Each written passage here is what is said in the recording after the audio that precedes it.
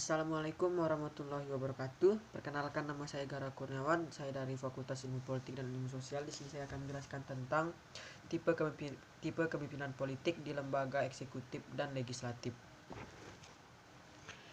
Yang pertama ada tipe kepemimpinan politik dalam lembaga eksekutif. Yang pertama itu struktur kekuasaan eksekutif pada sistem pemerintahan dalam perspektif model integrasi.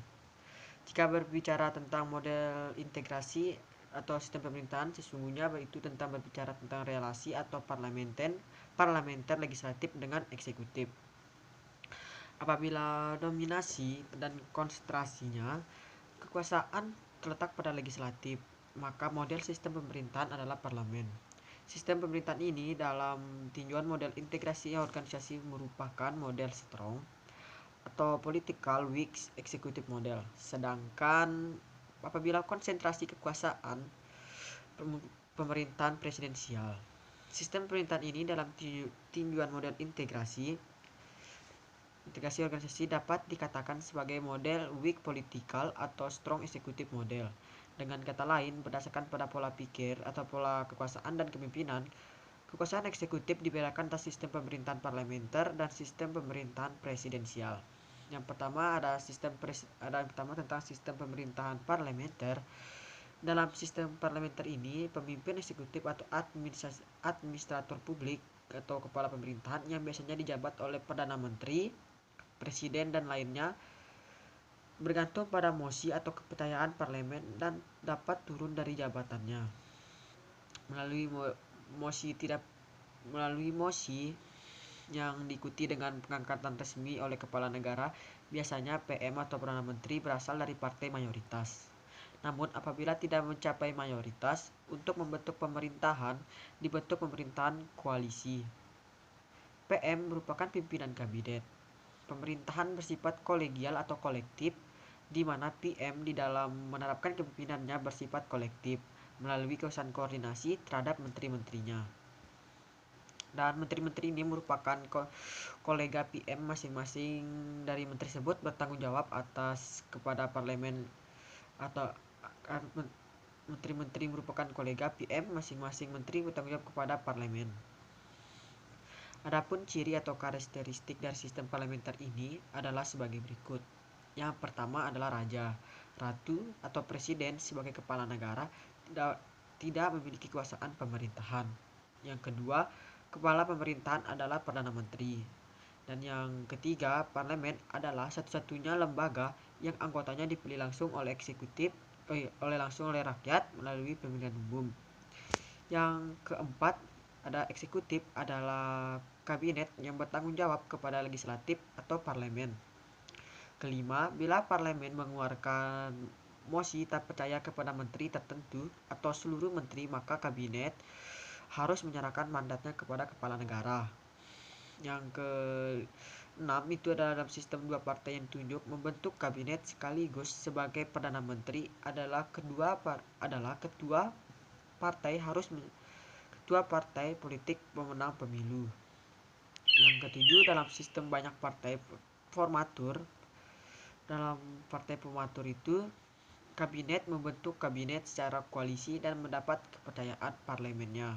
Dan yang terakhir, bila terjadi perselisihan antara kabinet dengan parlemen, maka kepala negara menganggap kabinet yang benar, maka parlemen dibubarkan oleh kepala negara. Presiden dalam pemerintahan ini atau pemerintahan parlementer menganut sistem monarki konstitusional seperti Inggris dengan negara-negara Commonwealth-nya, yaitu dengan cara dipilih dan diangkat oleh atau menyertakan badan perwakilan rakyatnya. Dalam pemilihan ini terdapat berbagai model.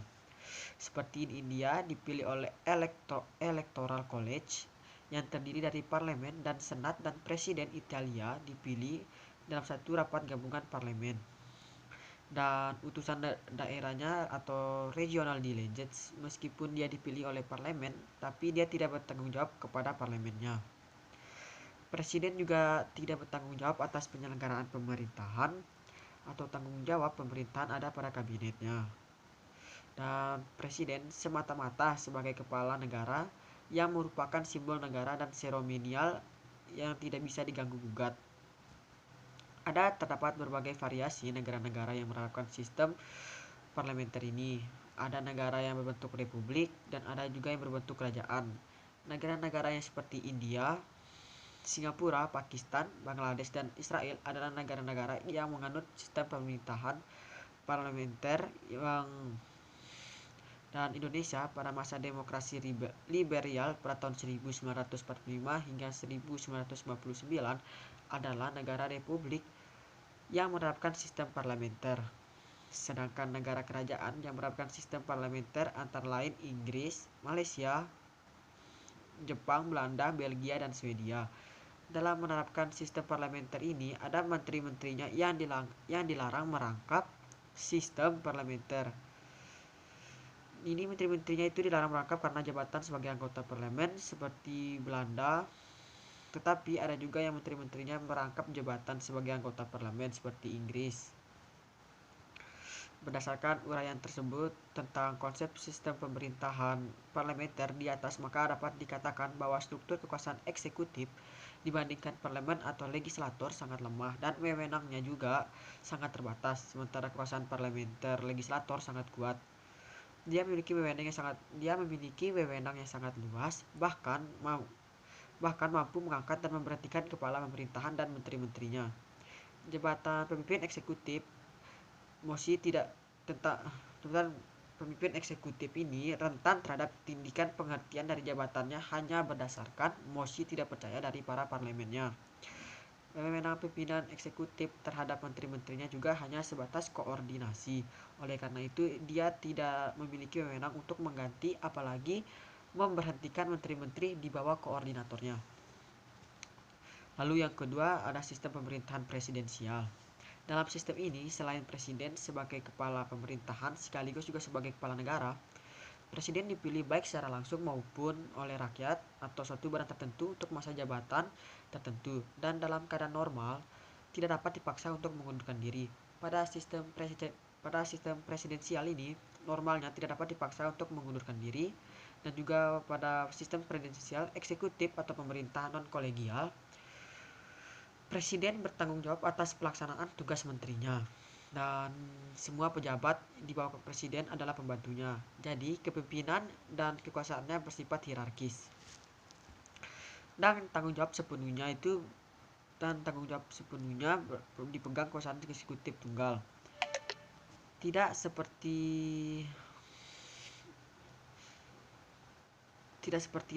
di sistem parlementernya, pertanggungjawaban presiden bukan kepada parlemen.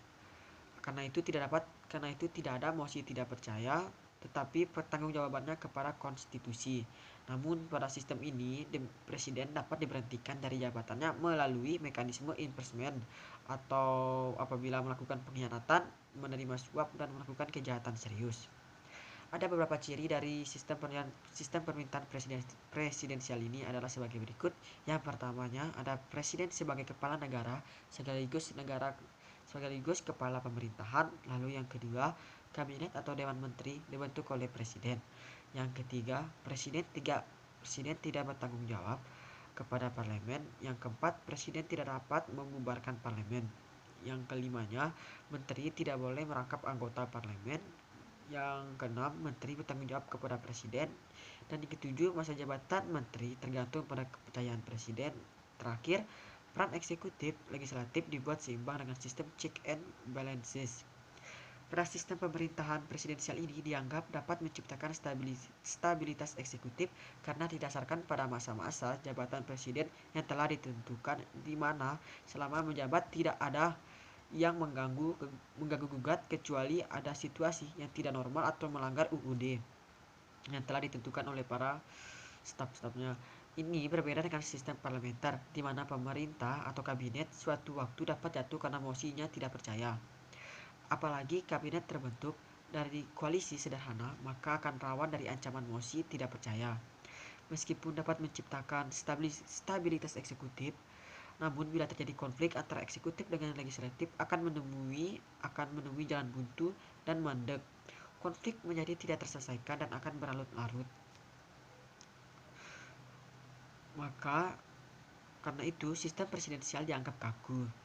Berbeda dengan sistem parlementer yang dianggap fleksibel karena apabila ada konflik antar parlemen dengan kabinet dengan mudah diselesaikan, yaitu melalui mosi tidak percaya. Melalui mosi tidak percaya ini pemerintah dapat diganti kapan saja. Dalam tujuan model integrasi organisasi nasional,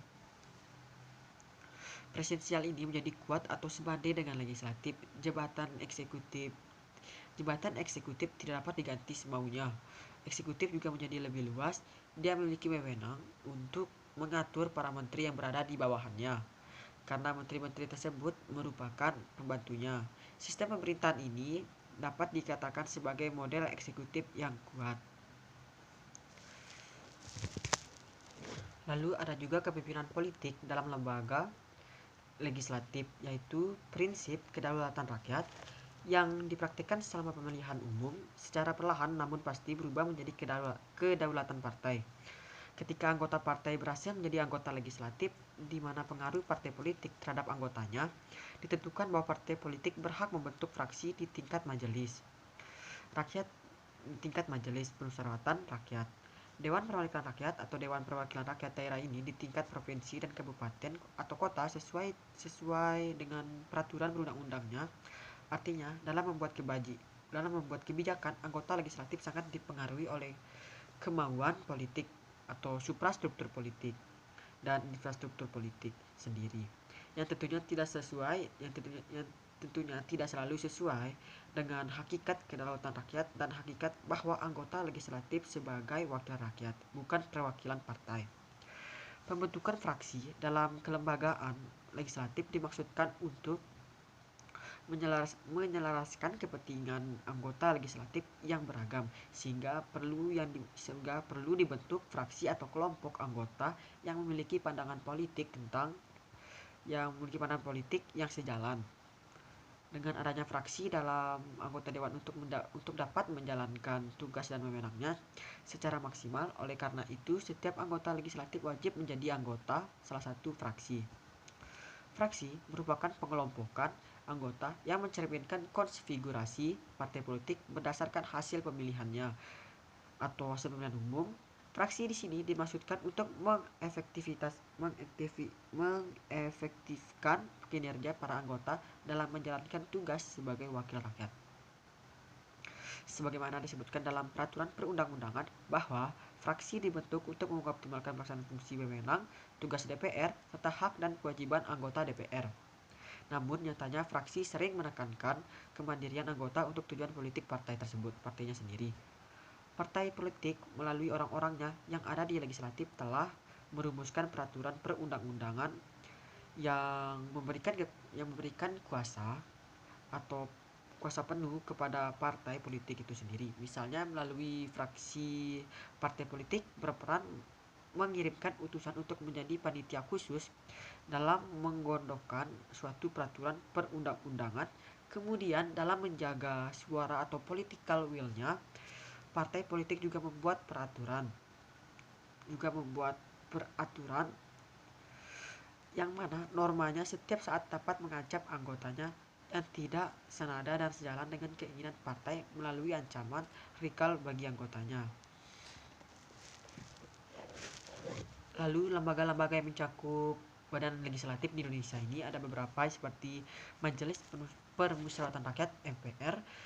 MPR berwenang menyusun atau mengubah undang-undang dasar dan melantik atau memberhentikan presiden. MPR adalah sebuah lembaga legislatif bikameral yang terdiri dari Dewan Perwakilan Rakyat (DPR) dan Dewan Perwakilan Daerah yaitu DPD. DPR yang terdiri dari 560 anggotanya yang bertugas membentuk dan menyetujui undang-undang, menghitung anggaran tahunan bersama presiden, dan mengawasi pelaksanaan undang-undang dan isu-isu politik. Anggota DPR dipilih untuk masa kerja 5 tahun dengan proporsi perwakilan yang adil. Berdasarkan hasil pemilu, sayangnya DPR mengantongi reputasi buruk karena isu-isu skandal korupsi yang cap dilakukan oleh para anggotanya. DPD menangani keputusan undang-undang dan isu-isu yang memang berhubungan dengan daerah. Sehingga DPD atau Dewan Perwakilan Daerah ini dimaksud dengan demikian keberadaannya mampu meningkatkan perwakilan daerah di tingkat nasional. Tiap provinsi Indonesia memiliki 4 calon anggota DPD yang bekerja di pemerintahan selama 5 tahun. Dari non-partai, karena Indonesia memiliki 32 provinsi, maka jumlah anggota DPD adalah 132 orang. Hanya itu saja saya bisa jelaskan. Sekian dari saya. Wassalamualaikum warahmatullahi wabarakatuh.